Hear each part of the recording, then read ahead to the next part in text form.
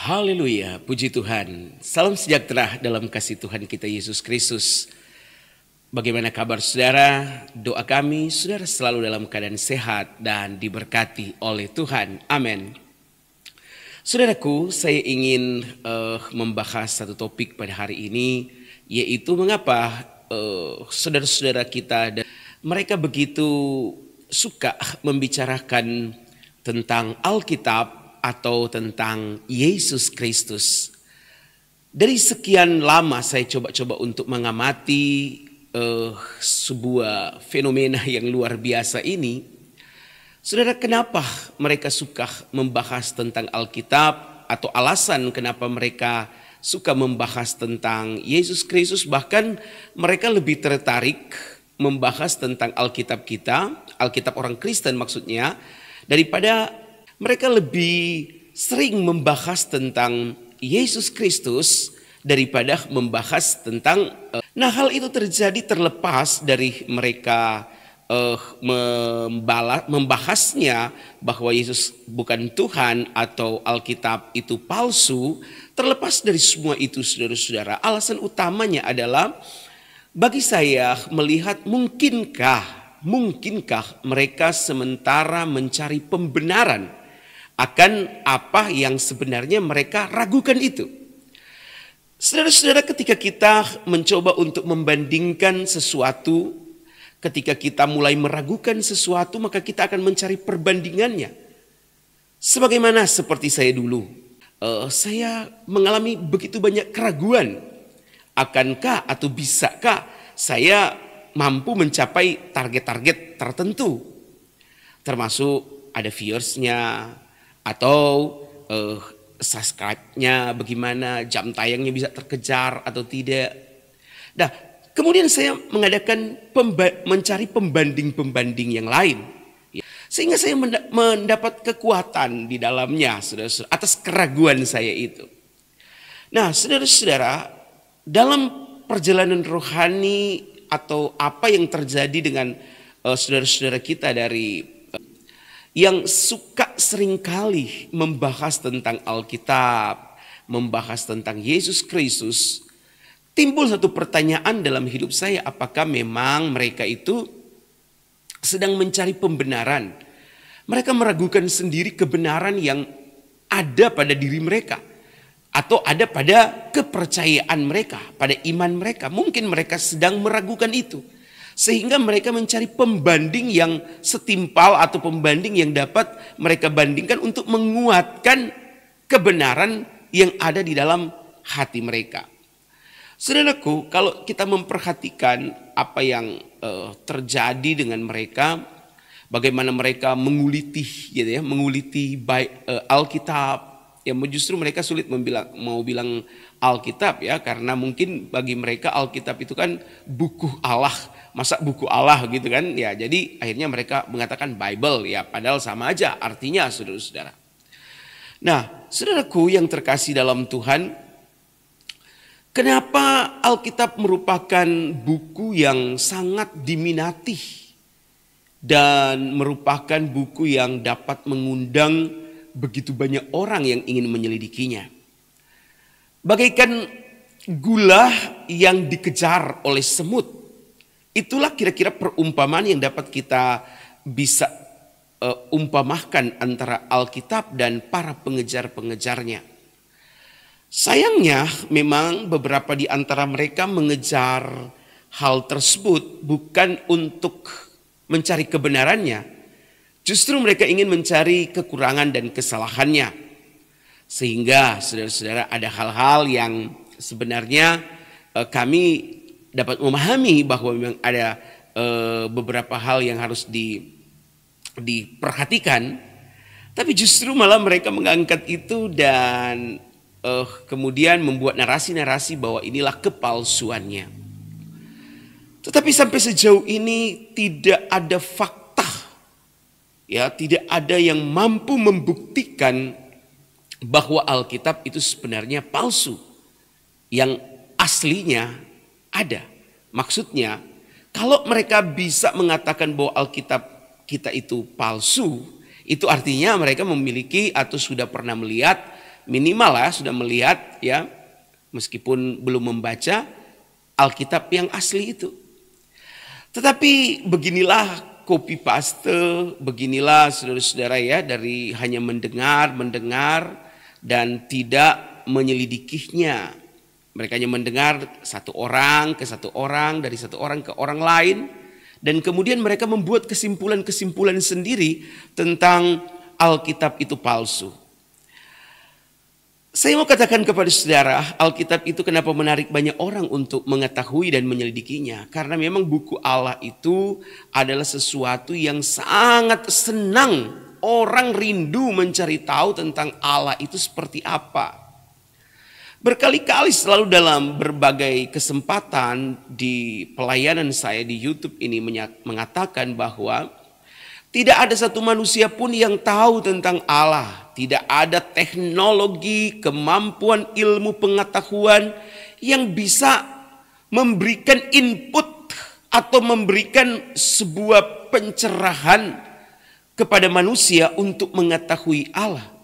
Selain atau kecuali Allah itu sendiri yang memberitahukan kepada manusia tentang Dia.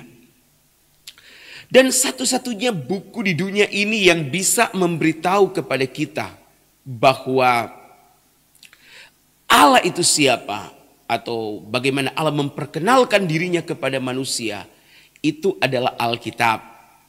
Saudara, boleh saudara perhatikan baik-baik, adakah kitab-kitab lain selain Alkitab yang mampu menggambarkan Allah itu secara terang benderang? Mampu menggambarkan Allah itu sampai namanya itu ada, saudara-saudara. Nama Allah itu ada. Enggak ada Alkitab atau enggak ada kitab-kitab di dunia ini yang bisa memberitahu jemaahnya, memberitahu pengikut-pengikutnya, orang-orang yang mengimaninya, bahwa siapa nama Allah mereka, seperti apa Allah mereka itu.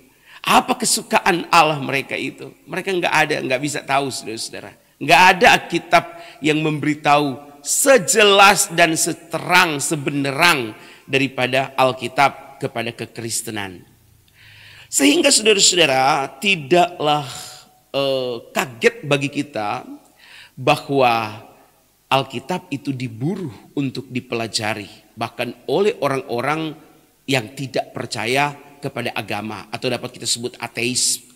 Mereka pun mencari Alkitab untuk membaca dan mempelajari tentang ada sebuah pelajaran sejarah-sejarah kuno yang berharga yang awalnya tidak diketahui oleh manusia dan itu ditulis secara jelas, lengkap, terperinci dan sangat sistematis oleh Allah dalam Alkitab.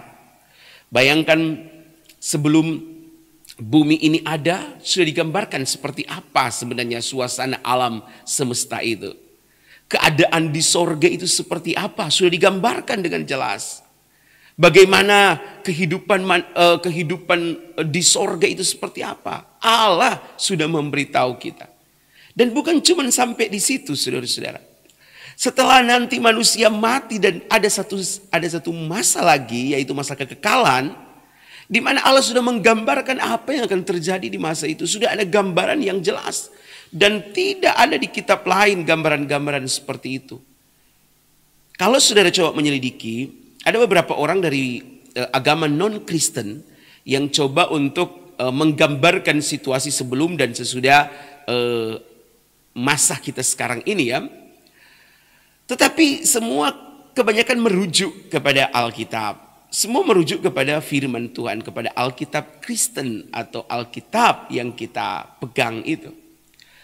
Saudara-saudaraku, juga dapat kita menemukan begitu banyak kontradiksi Alkitab kita dengan kitab-kitab lain. Tetapi tentu saudara-saudara ini dapat kita pahami kenapa itu banyak kontradiksi ya. Karena memang saudara-saudara kebanyakan itu diambil dari isi Alkitab yang tidak sebenarnya dibaca, tetapi kemudian hanya mendengar dari orang lain tentang sejarah-sejarah, tentang tulisan-tulisan dalam Alkitab. Kemudian itu dibukukan menjadi sebuah kitab. yang diimani oleh orang lain. Tetapi terlepas dari semua itu, saya ingin beritahukan kepada saudara-saudaraku yang terkasih dalam Tuhan, tetaplah kita berbuat baik. Ya, meskipun kalau kita mau saja, ya banyak memang indikasi-indikasi penistaan agama, penistaan kitab suci, ya bisa saja. Tapi untuk apalah semua itu? Bagi saya, saudara-saudara, ini adalah promosi gratis ya bagi kekristenan. Makanya ketika ada gereja yang ditutup, ada gereja yang didemo, ada gereja yang dipersekusi, media-media akan mengangkatnya dan memblow up-nya, saudara-saudara. Dan itu akan menimbulkan suatu pelayanan kepada dunia ini, terutama kepada negara kita, Indonesia ini. Orang akan tahu apa sih kekristenan itu. Kenapa kekristenan itu dilarang beribadah? Kenapa kekristenan itu tidak boleh beribadah bahkan di rumah sekalipun. Walaupun mereka sudah diusir ke sana kemari, mereka diancam, tetapi mereka masih saja mau beribadah. Mereka berani beribadah. Ada saudara-saudara orang-orang tertentu ini yang merasa apa ini ya? Mereka mau menyelidikinya. Mereka mau mencari tahu apa itu kekristenan itu. Kenapa mereka begitu kuat? Ada satu kesaksian seorang misioneri dari Amerika. Misioneri ini pergi ke Papua, saudara-saudara ya. Ini ada hubungannya, ada kaitannya dengan persekusi atau penutupan-penutupan atau pelarangan-pelarangan gereja atau tempat-tempat ibadah di Indonesia ini. Misioneri ini pergi ke Papua, ya di Papua itu endemik dengan malaria. Dan akhirnya saudara-saudara, beberapa kali dia kena malaria, akhirnya dia mengalami kelumpuhan atau serangan pada organ tubuh yang mengakibatkan gagal total atau gagal permanen pada matanya. Karena obat yang dikonsumsi, obat malaria itu begitu keras. Secara manusia tentu dia bertanya, kenapa Tuhan? Saya memberitakan Injil di sana, saya memberitakan keselamatan, kabar keselamatan, tetapi kenapa saya harus mengalami penyakit ini? Ya memang tidak tahu saudara-saudara awalnya. Jadi ketika dia sakit, dia harus dibawa lagi keluar, pulang ke Amerika. Dia masuk lagi beberapa bulan kemudian, dia sakit lagi, dibawa keluar lagi, pulang ke Amerika. Dia sembuh, dia balik lagi begitu selama bertahun-tahun, saudara-saudara. Nah, ada sesuatu yang saudara-saudara yang mungkin tidak kita pahami dan kita mengerti sebagai manusia biasa. Tetapi seringkali Tuhan memakai penderitaan kita untuk membuat banyak orang bertobat. Pada satu kali saudara-saudara ketika dia sakit, dia dibawa keluar ke Amerika dan kemudian dia balik lagi ke Indonesia, ke Papua. Saudara-saudara, orang-orang di Papua itu berkata begini, apa ini orang ini? Ada berita apa ini? Kenapa dia ini sudah sakit, dibawa keluar, balik lagi. Berarti ada sesuatu pesan penting yang ingin dia sampaikan. Tidak mungkin kalau pesan itu tidak penting, kemudian tiba-tiba dia sakit, dia bolak-balik terus. Dia nggak kapok-kapok. Berarti ada pesan penting, ada sesuatu yang penting yang ingin dia sampaikan. Akhirnya orang-orang itu kumpul, orang-orang lain, ayo kita dengar orang ini. Dia sedang membawa berita penting. Dia sedang membawa kabar penting. Nah saudara-saudara, disitulah kesempatan dia memberitakan tentang Yesus. Dan akhirnya baru dia tahu, oh kenapa Tuhan membuat dia terkena malaria. Ternyata Tuhan ingin memakai penderitaannya untuk menyelamatkan 80% suku di Papua telah menerima Yesus Kristus sebagai Tuhan dan Juru Selamat. Saudaraku yang terkasih dalam Tuhan, seringkali Tuhan memakai gereja kita, penderitaan dalam gereja kita, penderitaan di lingkungan sekitar kita untuk membuat orang-orang lain dapat diselamatkan. Ada banyak orang saudara-saudara yang datang kepada Yesus bukan karena mereka mendengar kesaksian, tapi karena mereka melihat keadaan itu dan mereka kemudian menyelidiki. Saudara, jadilah terus berkat. Sekalipun kita menderita, sekalipun kita susah, sekalipun kita sulit, jadilah berkat untuk terus memberitakan kabar-kabar kesukaan. Saudaraku, kali ini kita akan mengikuti sebuah tayangan yang luar biasa dan sangat memberkati kita. Perkenalkan, nama saya Susan. Saya berasal dari Indramayu, tapi kebetulan besar di Bandung sudah 12 tahun. Saya berasal dari keluarga Muslim sebelumnya, tapi puji Tuhan sekarang sudah jadi anak Tuhan Yesus.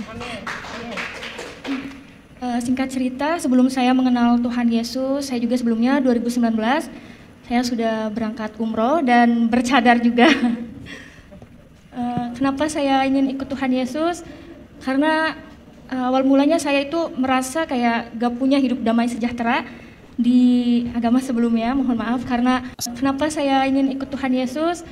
Karena awal mulanya saya itu merasa kayak gak punya hidup damai sejahtera di agama sebelumnya, mohon maaf. Karena sebelumnya saya juga taat melakukan ibadah, puasa, tahajud, dan seperti orang lain lakukan di agama seberang. Terus saya berdoa sama Tuhan, waktu itu saya dikasih sakit dulu sama Tuhan, dan mungkin itu proses Tuhan untuk membentuk saya dan merasakan kasih karunia Tuhan, sehingga saya diselamatkan oleh Tuhan sama Tuhan. Dan mungkin itu proses Tuhan untuk membentuk saya dan merasakan kasih karunia Tuhan, sehingga saya diselamatkan oleh Tuhan. Saya dibentuk, saya dikasih sakit, tapi saya larinya bukan ke dokter, saya larinya malah ke dukun, ke orang pintar. Saya minta air, doa, segala macem. Dan yang anehnya itu sakit saya itu nggak jelas gitu ya, kayak orang vertigo, tapi 2 bulan berturut-turut saya merasakan sakit. Pada akhirnya mungkin Tuhan kirim seseorang kepada saya, itu teman, dia orang Katolik, dan dia cerita kayak gini, coba tolong kamu doa yang kamu mengerti, doa orang Kristen. Dari situ saya ngerasa saya tidak mau agama saya disamakan dengan agama kamu. Agama saya, agama kamu. Di situ saya marah dan nggak tahu kenapa semenjak pas dari situ saya kepikiran gitu. Oh iya ya, karena kan kalau doa orang agama seberang pasti pakai bahasa Arab dan saya tidak mengerti artinya gitu, cuma doa aja. Nah dari situ saya iseng buka-buka YouTube, lihat kesaksian orang-orang Kristen dan saya penasaran gitu, sehebat inikah Tuhan Yesus? Apakah ini kesaksian palsu atau apa? Saya nggak ngerti. Pada malam itu saya langsung berdoa gini, Tuhan, kalau memang Tuhan ada di dalam hidup saya ingin merasakan Tuhan itu nyata. Saya tidak mau cuma lihat kesaksian di YouTube dan saya nggak tahu itu kesaksian dusta atau benar gitu, tapi aku pengen ngerasain Tuhan itu hadir di dalam hidup saya. Kalau memang Tuhan ada di dalam hidup saya berjanji saya akan ikut Tuhan Yesus. Dari situ besok pagi saya dikasih sembuh, tapi itu saya masih tidak percaya sama Tuhan Yesus karena saya masih berpikir ini suatu kebetulan aja, bukan karena Tuhan Yesus yang menyembuhkan saya. 1 minggu, waktu itu 1 minggu saya diberi sehat dan saya ngerasa ada yang menggerakkan hati saya kayak kamu tuh kayak ditagih janji, kamu tuh sudah disembuhkan sama saya, kamu berjanji akan ikut saya. Dari situ saya penasaran dan saya mencari Tuhan sendiri. Saya cari kontak teman saya yang kebetulan waktu itu saya tinggal di Indramayu. Dan pada saat itu saya mau ke Bandung, saya mencari gereja, ada salah satu kontak teman saya yang dia dari Muslim juga, terus dia pindah ke Kristen. Akhirnya saya nanya, Kak, mohon maaf saya mau tanya kalau ibadah orang Kristen itu seperti apa dan di mana gerejanya. Teman saya kaget, bukannya Ade udah dicadar, katanya. Kenapa kok nanya gereja Kristen? Gue bilang, Kak, saya pengen mengenal Tuhan Yesus. Dari situ teman saya kaget, wah puji Tuhan, tapi kamu harus mengenal dulu ya, kamu nggak boleh langsung dibaptis segala macam. Ya pada saat itu saya merasa saya masih melakukan banyak dosa dan saya belum siap dibaptis. Pertama kali saya datang ke gereja, itu saya di situ nangis dan saya sendirian datang ke gereja nangis, terus saya ngerasa ada damai sejahtera di ibadah orang Kristen ini. Di situ singkat cerita saya masih belum percaya Tuhan Yesus, dalam arti kayak aku pengen tahu dulu ibadahnya orang Kristen dan masih belum yakin kalau aku mau jadi orang Kristen. Pada akhirnya Tuhan Yesus ngejamah hati saya dan saya digerakkan hatinya untuk cari tahu lagi lebih dalam lagi tentang Tuhan Yesus. Saya mengontak Kak Dewi lewat Instagram, kebetulan saya kenal lama tapi baru sekarang dekat lagi karena saya tahu beliau dari Muslim ke Kristen dan saya penasaran.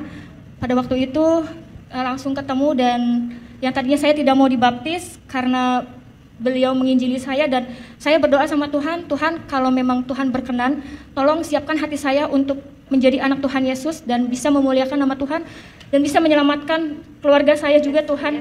Itu saya nggak lama, bulan 6 tanggal 24 saya sudah dibaptis, puji Tuhan. Setelah mengenal Tuhan Yesus, saya merasa kayak lebih damai sejahtera. Apapun masalah yang saya hadapi, biasanya saya itu emosian, temperamen. Puji Tuhan sekarang saya bisa lebih sabar, lebih menerima kenyataan. Saya juga pernah ketahuan sama mama saya karena kebetulan orang tua saya belum tahu kalau saya Kristen. Beliau nemuin satu buku pelajaran dasar kekristenan dan di situ mama saya bilang, ini apa gambar Tuhan Yesus, buang nggak bukunya, sobek-sobek nggak. Dari situ saya nangis, kataku tuh jangan, ini punya temen aku bilang gitu kan. Terus malamnya aku mimpi mama aku mau bunuh aku gara-gara aku ngikut Tuhan Yesus. Terus aku bilang, nggak apa-apa mama bunuh saya, tapi saya mau ikut Tuhan Yesus sampai kapanpun. Saya nggak mau lepas dari Tuhan Yesus, saya rela mati demi Tuhan Yesus. Di mimpi saya seperti itu, bangun tidur saya nangis sampai berdoa, Tuhan kiranya Tuhan jamah hati mama saya, karena orang tua saya itu muslimnya benar-benar dia kental banget, dan karena dia udah tahu aku umroh, sampai saat ini pun mamaku masih suruh aku sholat. Aku sampai bingung, Tuhan aku harus gimana, aku gak mau pura-pura sholat di depan Tuhan. Karena sampai saat ini orang tua aku belum tahu, dan aku kadang suka masih suruh pakai hijab juga. Tapi aku selalu berdoa sama Tuhan, gak pernah putus doa agar Tuhan selamatkan semua keluarga saya di rumah, terutama hati mama saya yang begitu keras, biar Tuhan yang bekerja untuk keluarga saya. Seperti itu. Mungkin kesaksian dari Susan seperti itu, dan kiranya Susan juga bisa dipakai Tuhan lebih lagi untuk menyelamatkan keluarga Susan terutama, dan untuk orang-orang yang belum tahu kebenaran tentang Tuhan Yesus Kristus, bahwa Tuhan itu adalah juru selamat satu-satunya di dalam kehidupan saya. Terima kasih. Tuhan Yesus memberkati kita semua. Sampai berjumpa lagi dalam program-program acara kami selanjutnya. Haleluya, haleluya.